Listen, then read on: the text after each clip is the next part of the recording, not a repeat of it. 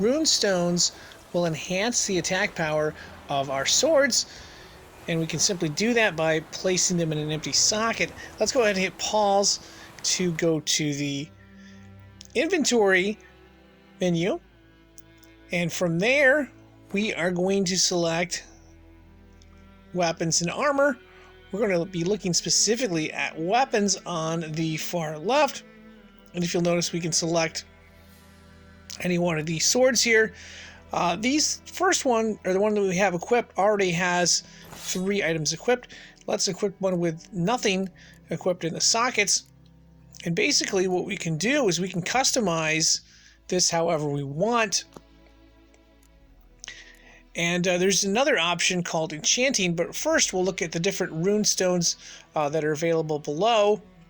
And if you'll see, if we just simply select that and we press A to add, we can add that to the socket.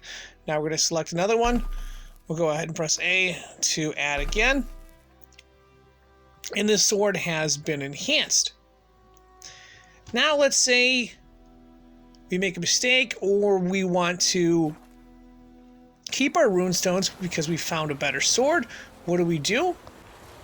Well, in order to keep the stone, we're going to have to dismantle the sword.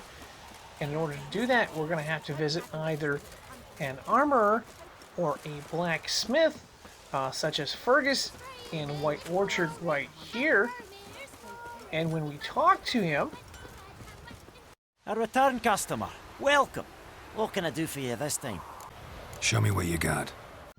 We will use the left or right button to scroll over to find Dismantle. And as you can see, each one of these swords can be dismantled back to the items that it was originally made from. So we can recover those old runestones. Now it's going to cost a few coins, but that option is, of course, always available. For those of us that have the DLC version, we're going to have the ability to add sockets as well as add enchantment to the sword, depending on if we want to add runes to that or just enchantment. We're looking at the upper mill, which is an add-on to the DLC. It's not going to be available in the normal game, but as we travel there, we're going to talk to not this guy, but this guy back here. And this is going to take a little bit of coin. So you may want to consider cow farming to save up some coin, or some other methods. But basically, we're going to talk to him. Wouldn't mind a glance at what you got. Once we have the shop screen up, we're going to use either the right button or the left button to find add sockets. And if you'll notice, we have the sword here that does not have any sockets. Well, for a few coin, we can add a socket, which is what we're going to do right here. Now, one thing to keep in mind, adding the second socket is going to cost more, and adding that third socket is going to cost even more. So much more that we're going to have to sell a bunch of stuff to get money.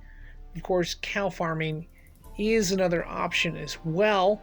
I'll put a link in the comments section for how to do that.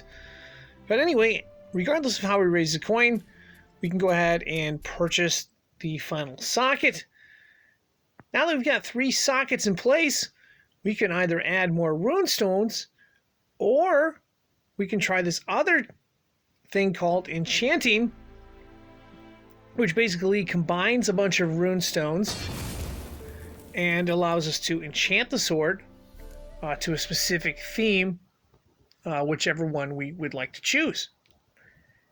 And of course, that is going to wrap this up. As always, for more tips on this game, there's a playlist in this channel. To make it easier to find, I will put both a link in the description as well as a link in the comment section. Thanks for watching, and good luck.